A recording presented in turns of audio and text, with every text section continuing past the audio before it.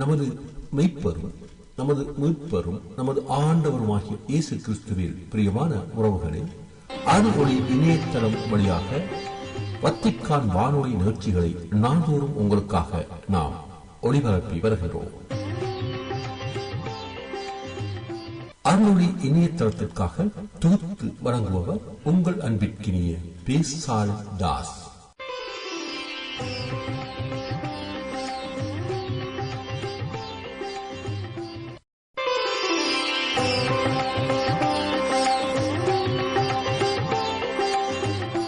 லவ்தேத்து இயேசுஸ் கிறிஸ்துஸ். இயேசு கிறிஸ்துவுக்கு புகழ். தமிழ் கூறும் நல்லுலகில் வாழும் அனைத்து அன்புள்ளங்களுக்கும் வத்திக்கான் வானொலியின் வணக்கம். இறைவன் உங்கள் உள்ளத்தையும் இல்லத்தையும் தன் அன்பாலும் அருளாலும் அமைதியாலும் இன்றும் என்றும் நிரப்புவாராக.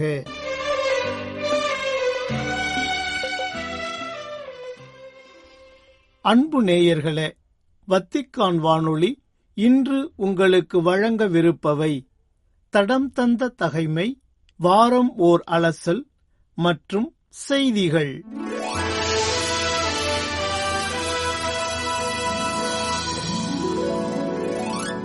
தடம் தந்த தகைமை. இந்நாள் புனிதர்.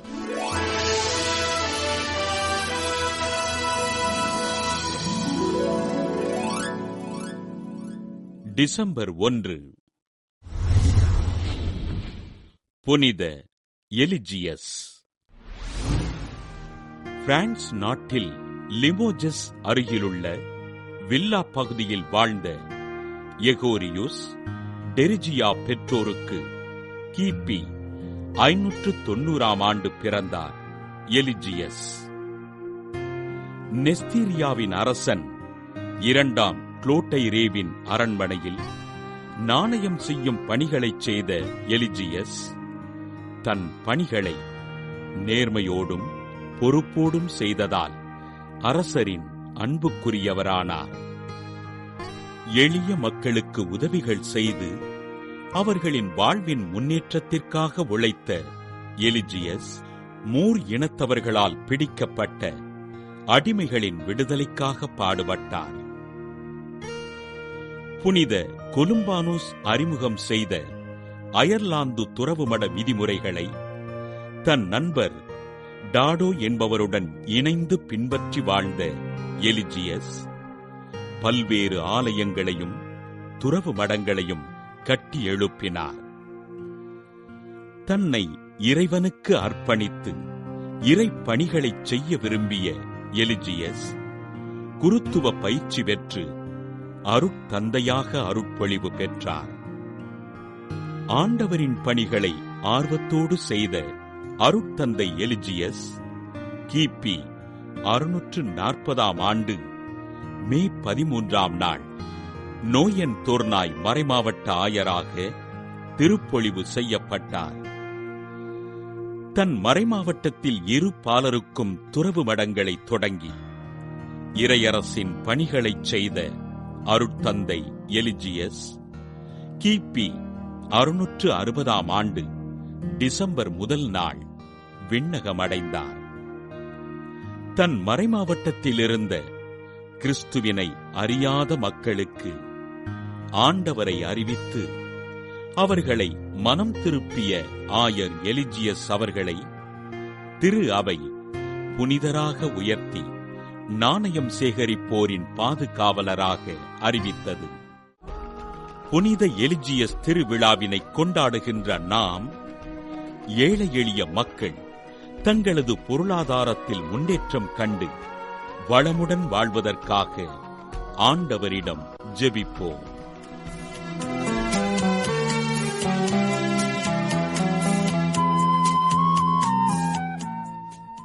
வாரம் ஓர் அலசல். இவ்வார சிறப்பு தினங்கள்: எத்துணை நன்று எத்துணை நன்று அத்தனை பேரும் ஒன்றி வாழ்வது. எத்துணை நன்று எத்துணை நன்று அத்தனை பேரும் ஒன்றி வாழ்வது. எத்துணை நன்று நேயர்கள் அனைவருக்கும் இனிய வணக்கம். இன்று நாம் பேசப்போகும் நாள் மிகவும் விசேஷமானது. அது உலக மாற்றுத்திறனாளிகள் தினம். உலக மாற்றுத்திறனாளிகள் தினம் என்பது உலகம் முழுவதும் உள்ள மாற்றுத்திறனாளிகள் சமூகத்திற்கு சம உரிமை, சம வாய்ப்பு மற்றும் மரியாதை அளிக்க வேண்டியதை கேட்கும் ஒரு சர்வதேச நினைவு நாள். உடல் மாற்றம், அறிவு மாற்றம், பார்வை குறைவு, செவித்திறன் மாற்றம், மனநலம் சார்ந்த மாற்றங்கள் எவை வந்தாலும் ஒவ்வொரு மனிதரும் மரியாதையுடன் வாழும் உரிமை கொண்டவர்கள் என்பதை நினைவூட்டும் நாள் இது. நாம் பார்ப்போம் ஒரு சிறிய கதை. ஒரு சிறுவன் பார்வை குறைவு கொண்டவன் தனது பள்ளியில் கல்வி பெற முடியவில்லை என்று நினைத்தார். ஆனால் ஒரு ஆசிரியர் அவருக்காக பேசும் புத்தகம் மற்றும் சைகை மொழி வழிகாட்டி அமைத்தார். அந்த சிறுவன் இன்று உலக அளவில் வெற்றி பெற்ற ஆராய்ச்சியாளர் ஆகிறார். இதுவே நமக்கு உணர்த்துகிறது, இது அவர்கள் மட்டும் சம்பந்தப்பட்ட நாள் அல்ல, நம் சமூகத்தின் மனிதத்துவத்தை அளக்கும் நாள் இது. இந்த நாள் ஏன் அவசியம்? ஏனெனில் உலகின் பல இடங்களில் மாற்றுத்திறனாளிகள் அணுகல் வசதி இல்லாதது, சம வாய்ப்பு கிடைப்பதில்லை, பொதுச்சாலை மற்றும் வேலை வாய்ப்புகளில் தடைகள், அது மட்டும் இல்லாமல் கல்வி, அரசியல் மற்றும் சமூக நடவடிக்கைகளில் சிரமங்கள் எதிர்கொள்கிறார்கள். உண்மை என்னன்னு தெரியுமா? மாற்றுத்திறன் என்பது ஒருவரின் வரம்பு அல்ல, சமூகமே உருவாக்கும் தடைகள்தான் அவர்களை தடுக்கின்றன. அதிகமாகவும் இது ஒரு விழிப்புணர்வு நாள். நாம் அவர்களை கருணைக்குரியவர்கள் என்ற பார்வையில் பார்க்க வேண்டாம். அவர்களுக்கு உரிய மரியாதை, உரிமை, சுதந்திரம் கொடுக்க வேண்டியவர்கள் நாம் அவர்களுக்கு சமுதாயத்தில் நம்பிக்கை அளிக்கவில்லை என்றால் அவர்களின் திறமையும் உலகத்திற்கு தெரியாமல் மறைந்து போகும். இந்த நாள் உலகத்திலுள்ள 1 மில்லியன் பேருக்கும் மேலான மாற்றுத்திறனாளிகள் சமுதாயத்திற்காக. ஆனால் இது அவர்களுக்காக மட்டுமல்ல, அவர்களை சுற்றி வாழும் நம் அனைவருக்காகவும். ஒவ்வொரு குடும்பத்திலும், ஒவ்வொரு தெருவிலும், ஒவ்வொரு கல்வி நிலையத்திலும், ஒவ்வொரு அலுவலகத்திலும் மாற்றுத்திறனாளிகள் உள்ளனர். அவர்கள் தன்னம்பிக்கை, திறமை, திறன் கொண்டவர்கள். நமக்கு தேவையானது ஆதரவு மற்றும் ஏற்றுக்கொள்ளும் மனசாட்சி மட்டுமே. ஒரு குடும்பக்காரருக்கு உதவியால் ஒரு திறமை வாய்ந்த மாணவியின் வாழ்க்கை முற்றிலும் மாறிவிடும். சிறிய உதவி, ஒரு நம்பிக்கை வரத்தை, ஒரு சாய்வு ராம்பை, இவை அனைத்தும் அவர்களின் வாழ்க்கையை மாற்றும் சக்தி கொண்டவை. ஒவ்வொரு ஆண்டும் டிசம்பர் 3ஆம் தேதி உலகம் முழுவதும் இந்த நாள் அனுசரிக்கப்படுகிறது. 1992ஆம் ஆண்டு ஐக்கிய நாடுகள் அமைப்பு அதிகாரப்பூர்வமாக இந்த நாளை அறிவித்தது. அதன் பிறகு ஒவ்வொரு ஆண்டும் மக்கள் மனதில் விழிப்புணர்வு உருவாக்குவதற்கும் சமத்துவத்தை வலியுறுத்துவதற்கும் இந்த நாள் பயன்படுத்தப்படுகிறது. ஆனால் உண்மையைச் சொன்னால் மாற்றுத்திறனாளிகள் தினம் ஒரே ஒரு நாளுக்கானது அல்ல. ஒவ்வொரு நாளும் அவர்களுக்கான மரியாதை நாளாக இருக்க வேண்டும். இந்த நாள் உலகம் முழுவதும் பள்ளிகள், கல்லூரிகள், அரசாங்க அலுவலகம், சேவை அமைப்புகள், மருத்துவ மையங்கள், சமூக மன்றங்கள், ஊடகங்கள் எல்லா இடங்களிலும் அனுசரிக்கப்படுகிறது. அதேபோல் நம் வீடு, நம் தெரு, நம் சமூகம் இவையும் முக்கியமான இடங்கள். மாற்றத்தை நமது சமூகமே தொடங்க வேண்டும்.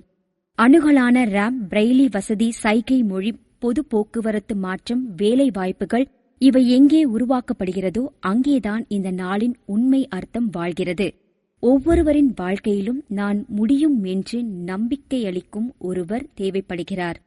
மாற்றுத்திறனாளிகளின் வாழ்க்கையில் அந்த நம்பிக்கையை நாம் கொடுக்கலாம். ஒரே ரேம்ப் அமைத்தல், ஒரு திறமை வாய்ப்பு கொடுத்தல், ஒவ்வொரு குழந்தைக்கும் சைகை மொழி ஆசிரியரை ஏற்படுத்துதல், ஒரு பார்வை குறைபாடு கொண்டவருக்கு பேசும் புத்தகம் ஏற்படுத்துதல், அவர்களின் உலகம் முழுவதும் மாற்றமாகிவிடும். மாற்றம் பெரிதாக இருக்க வேண்டியதில்லை. சிறிய உதவிகளே பெரிய விளைவுகளை தரும்.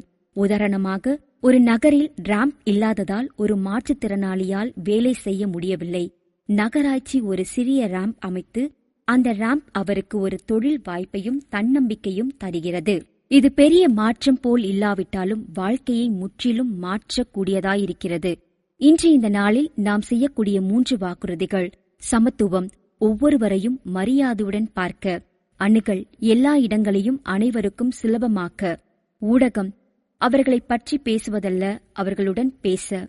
மாற்றுத்திறன் ஒரு குறைபாடு அல்ல, அது ஒரு வேறுபட்ட திறன். அவர்களை சமுதாயத்தின் மையப்பகுதியில் நிறுத்தினாலே நம்முடைய மனிதத்துவம் உயர்கிறது.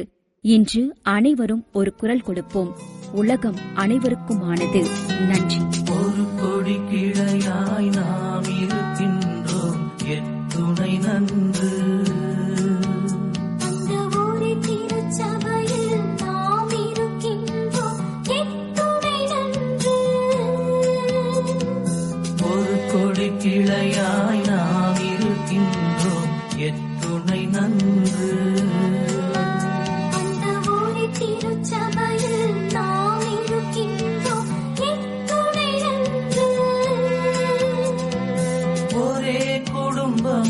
நாம் இருக்கின்றோம் எத்துணை நன்று. இன்று ஒருவித அழைப்பை நாம் பெற்றுக்கொண்டோம் எத்துணை நன்று. எத்துணை நன்று எத்துணை நன்று. அன்பர்களே, டிசம்பர் 4 வியாழக்கிழமையன்று இந்திய கடற்படை நாளை சிறப்பிக்கின்றோம். இந்தியாவில் ஆட்சியிலிருந்த பிரிட்டிஷ் அரசின் கடற்படையான ராயல் இந்தியன் நேவி 1944 ஆண்டு அக்டோபர் 21 நாளில் முதல் முறையாக கடற்படை நாளை கொண்டாடியது. பொதுமக்களிடையே கடற்படை பற்றிய விழிப்புணர்வை அதிகப்படுத்துவதை இது முக்கிய நோக்கமாக கொண்டிருந்தது. மேலும் பல்வேறு துறைமுக நகரங்களில் கடற்படையினரின் அணிவகுப்புகளை நடத்துவதுடன் உள்நாட்டு மையங்களில் பொதுக்கூட்டங்களை நடத்தி மக்களின் ஆதரவை பெறுவதையும் திட்டமாக கொண்டிருந்தது. அந்த திட்டம் குறிப்பிடத்தக்க அளவில் வெற்றியையும் பெற்றது. மேலும் இந்திய கடற்படை தங்களின் கடல்சார் பாதுகாப்பு முகமை என்ற நம்பிக்கையை பொதுமக்களிடையே ஏற்படுத்தியது. இந்த திட்டத்தின் வெற்றியைக் கண்டு ஒவ்வொரு ஆண்டும் இதே போன்ற செயல்பாடுகளை பெரிய அளவில் நிகழ்ச்சியாக நடத்த முடிவு செய்யப்பட்டது. காலப்போக்கில் வானிலை குளிர்ச்சியாக இருக்கும் பருவத்தில் கடற்படை நாள் கொண்டாடுவதென்று முடிவு செய்யப்பட்டு இந்தியா பாகிஸ்தான் பிரிவினைக்கு முன்பிருந்த பிரிட்டிஷ் கால இந்தியாவில் 1945 ஆண்டு டிசம்பர் 1 நாளில் பம்பாய் மற்றும் கராச்சி என்ற 2 நகரங்களில் கொண்டாடப்பட்டது.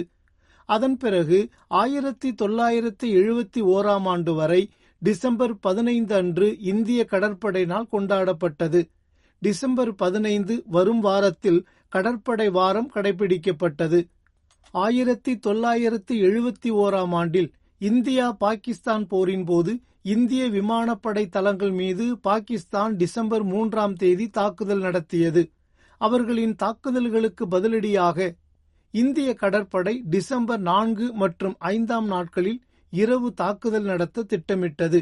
ஏனெனில் பாகிஸ்தானிடம் குண்டுவீச்சுகளை நடத்துவதற்கு விமானம் இல்லை. இந்திய கடற்படை ட்ரைடன்ட் நடவடிக்கையின் போது கராச்சியில் உள்ள பாகிஸ்தான் கடற்படை தலைமையகத்தை குறிவைத்தது. இது 3 ஏவுகணை படகுகளான ஐஎன்எஸ் வீர, ஐஎன்எஸ் நிபாட், ஐஎன்எஸ் நிர்காட் மற்றும் வித்யுத் வகை படகுகளை கராச்சியை நோக்கி செலுத்தியது. பிஎன்எஸ் ஹைபர் உட்பட 3 பாகிஸ்தான் கடற்படை கப்பல்களை மூழ்கடித்தது.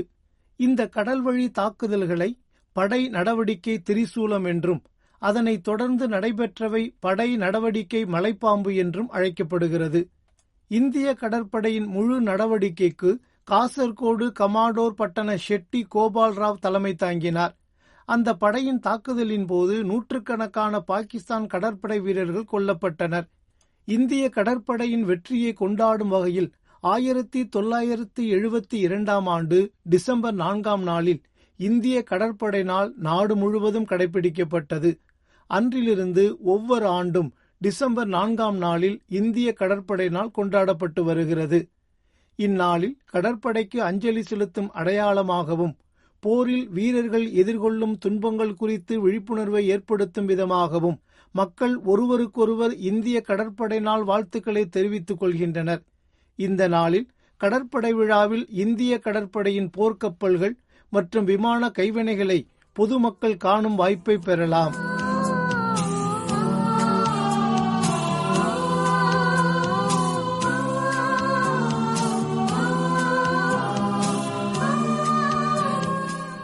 அன்பு நேயர்களே, நீங்கள் இதுவரை கேட்டு மகிழ்ந்தவை இந்நாள் புனிதர் மற்றும் வாரம் ஓர் அலசல்.